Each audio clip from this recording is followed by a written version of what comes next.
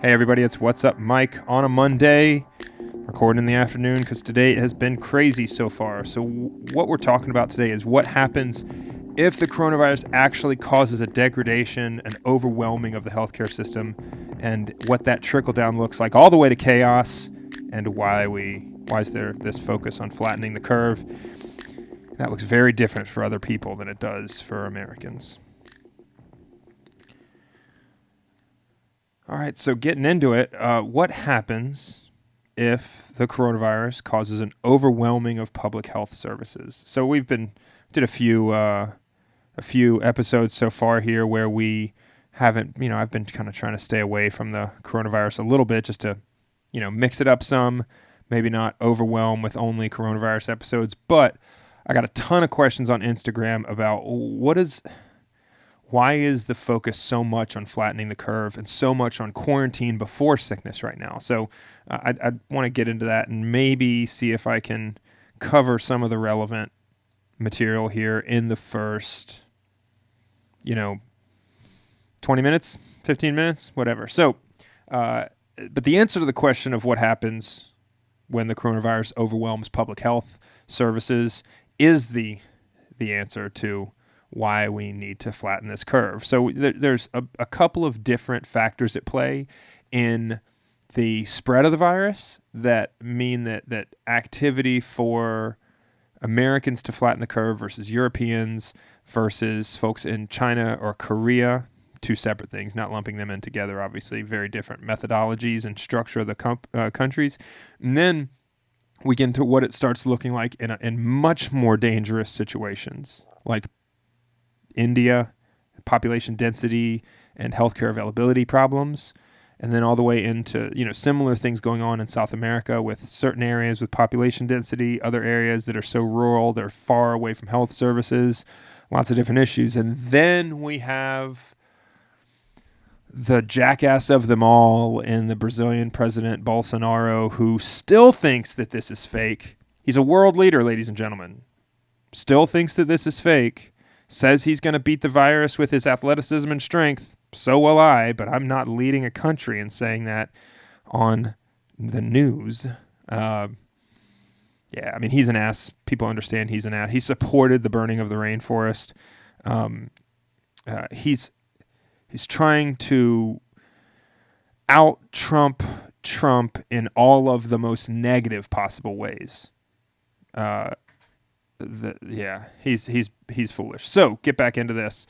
So what does it mean to overwhelm public health services? Like, what does that actually mean? So overwhelming a hospital, overwhelming public health services, what that means is that you get to a point, and I talked about this on a previous episode, you get to a point with medical rationing, right? It's not do no harm, it's do the greatest good. So that entire philosophy of healthcare switches at the point where you have more critical care patients than you have critical care ICU beds. And so if you have people who need a ventilator to survive and run out of ventilators, have more people that need a ventilator to survive than you have ventilators, well, then the issue that you run into at that point is you have to pick. And so you get into medical rationing. Medical rationing is the first stage of decline in public health services that we're talking about in this scenario. There's a bunch of different intermediary stages in there that have already happened in a lot of places, but we're full into medical rationing, especially in New York right now. New York, as a state, I believe, has crossed the 5,000 dead due to coronavirus number. So they're well into medical rationing, especially in New York City. So that's kind of the first major threshold for breakdown of public health services. And if you can imagine the scenario when with someone standing outside of an emergency room department, let's say this degrades further. You can imagine a scenario of someone standing outside an emergency department, an emergency room drop-off, with their mother who is struggling to breathe, and they're just turned away. Right? Like that's the nightmare scenario is you bring someone to the hospital, you get them to the hospital in time for care, and you're just turned away. No matter the money you have, no matter your wealth, no matter your station in society, they're told, we don't have space for you. They go to another hospital, don't have space for you. At some point, you'll get to a point where people show up at hospitals and attempt to force their way in, right? So the standard societal expectation of behavior breaks down in that environment. You can imagine it descending into chaos pretty quickly if someone pulls a gun right outside an emergency room door and says, "You'll treat my mother or I'll shoot you in your face." Right? So we're kind of going down this tangent.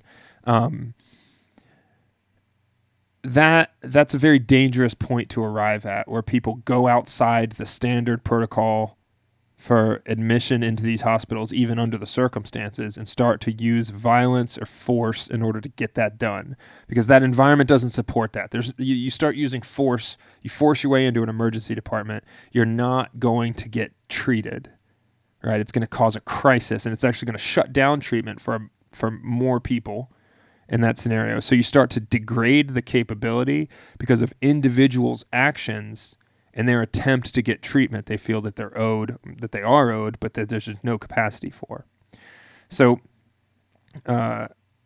and what's interesting with this is that there's this looming danger, and we'll go down what the rest of the scenario looks like in a second, but most Americans don't feel that immediate threat, especially not right now, right? Like it's Monday, April 6th right now, and most Americans, especially those outside of New York, don't feel the immediate threat of either medical rationing or a chaotic breakdown because it hasn't arrived in their communities yet.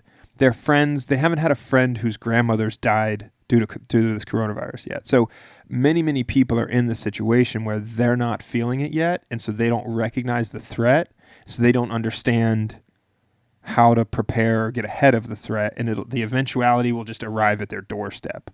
I live in one of the states with the worst social distancing reporting. South Carolina's got terrible reporting on social distancing, and the cities of Greenville and Charleston and Columbia are a big part of that problem, people in those towns. So, there's a lot of people hurting right now financially, but a lot of people are in the position I'm in as well, which is where we're having to do more work to keep our business up, but we're able to keep our business up, right? We're able to keep paying our employees. We have a federal small business loan available that we're probably taking advantage of as well. There's lots of things in place that will keep me gainfully employed and keep me getting at least paid something, right? My wife works in healthcare. She's a clinical pharmacist with experience in the ICU and emergency rooms. So obviously, she's got no concerns over her paycheck, right? So, and they're announcing cuts at that hospital, but she's critical personnel. So there's that. And then, so a lot of Americans are in a situation where they haven't seen the financial hurt yet. They feel it in their community, but they don't feel it personally yet. Many more feel it personally. They've been laid off. They don't know how they're paying their bills next month. They're struggling to put food on the table. And this is Americans we're talking about. Imagine the situation in a developing nation where, most Americans can't handle a $400 unexpected expense. They can't absorb that. That's a stat I'm repeating from somewhere. But most Americans can't afford to absorb a $400 unexpected expense. Like something else has to give of their essentials.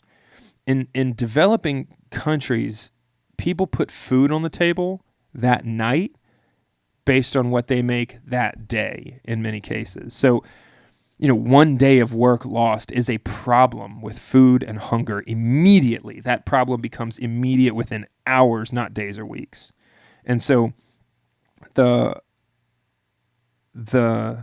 problems, the fallout, the second and third order effects of that kind of hardship, they snowball much more quickly in developing nations than they do in a place like the United States for most people.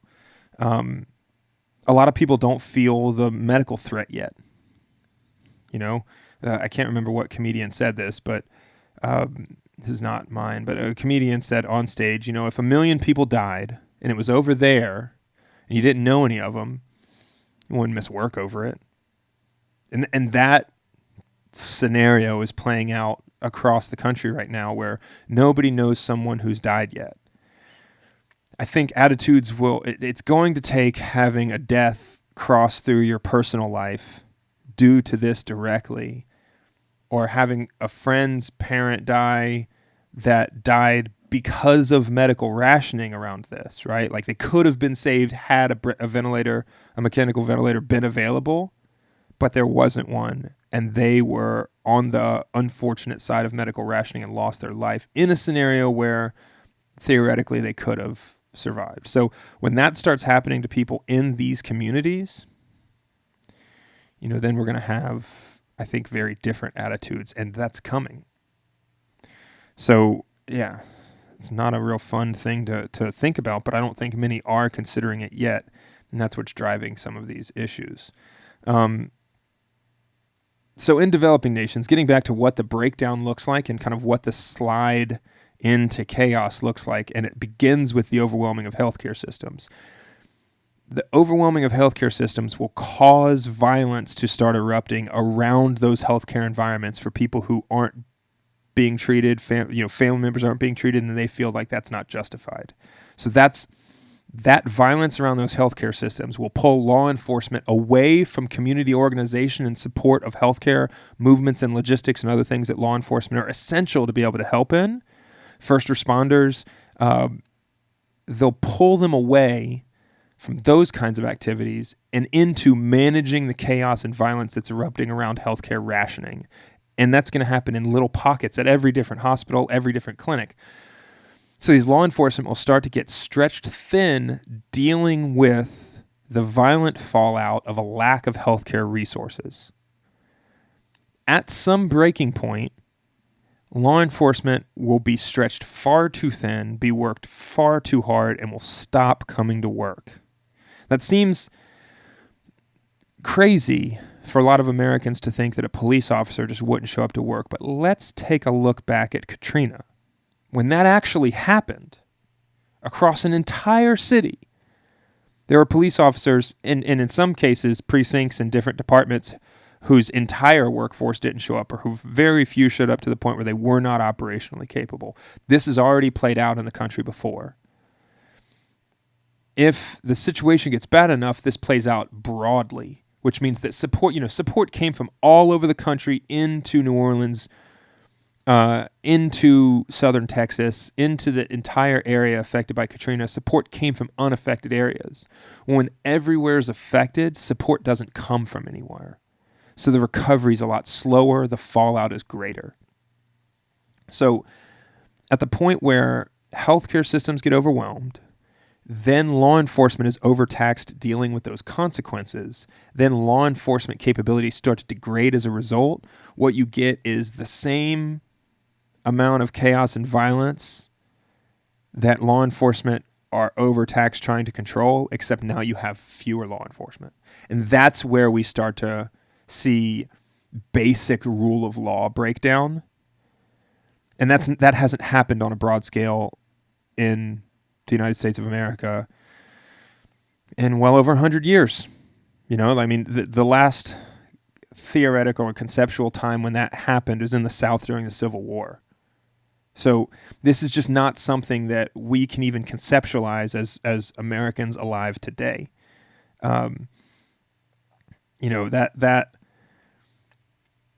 That's a rough scenario. Now, that scenario I just described, with the breakdown of healthcare and then the overstretching of law enforcement, the breakdown of law enforcement capability, especially not even taking into account the likelihood of healthcare workers and law enforcement officers getting sick and that taking them out of the fight. If we're going to use taking them out of the fight, it's a military term, but it's accurate here. This is a fight. Add to that, compound the issues with that, and you see how quickly that breakdown can really happen and how little is in the way of that happening other than these measures taken to not overwhelm the healthcare system. Now imagine the scenario in these developing nations where that's going to happen so fast. That's going to happen unbelievably quickly. And the only reason that the mortality rate for this novel coronavirus is below 10% in most cases is because of that medical intervention. That's why these death rates are low. Erase all medical intervention and it gets to a very uncomfortable mortality rate, and that is the mortality rate we will see in developing nations. There are cases skyrocketing all over South America right now, but getting back to that fucking idiot Bolsonaro in Brazil, I mean, I'm fairly certain that the Brazilian president is going to be found guilty of a genocide after this is over. I feel like he's just trying to kill all the old people in Brazil. All of the old people, as many poor people as possible. He looks at this as an opportunity to get rid of them. Like, consider that motivation. Let's do some quick Googling on some Brazilian. Let's look at population of Brazil. Population of Brazil, 209 million people-ish. We'll call it 210. All right. The Brazilian president is encouraging people to go out, encouraging people to be social, encouraging people to go to work. He's actively countering every measure taken across the world to flatten the curve, as they say. And all that flatten the curve is limit how high the spike gets of people who require medical intervention and try and limit how many cases over the number of ventilators we have at one time actively need a ventilator, right? You slow the spread so that you can spread out the required treatment and limit the spikes, because the spikes are what overwhelm the healthcare system. He's facilitating a spike. He's maximizing transmission right now. So, and he's obviously a fool. He's obviously got motivations that are not in the best interest of the Brazilian people, especially not the majority of Brazilian people who are poor and live in rural areas. So, yeah, that's foolish. So in that scenario, 200 million people, you start to get a mortality rate that approaches 5 or 8%. I mean, that's very simple math. Then you're 10 plus million dead. The best predictions for the United States show deaths in the 100,000s. The best. 10 million, 20 million dead in Brazil. When there was the opportunity to take measures to maybe lower that number, to me that looks like criminal liability. That looks like the equivalent of war crimes. So, hey, maybe we will see Bolsonaro in jail after all of this. It'd probably be better for the Brazilian people. But I focused on him a lot with this conversation. But yeah, the point is to understand what happens once that healthcare system actually breaks down, what happens to law enforcement, how law enforcement starts to break down. And then once you have that breakdown of law enforcement and the healthcare system is already overwhelmed, you degrade healthcare capacity below its normal operating capacity. When the capacity is lowered in healthcare, the problems start to get exponentially worse. They exacerbate. When you take a hospital from, however many ICU beds, say 50 ICU beds down to 15 because you have people not coming to work, it's chaos in the emergency department. Small hospitals might even shut all the way down due to that kind of chaotic breakdown.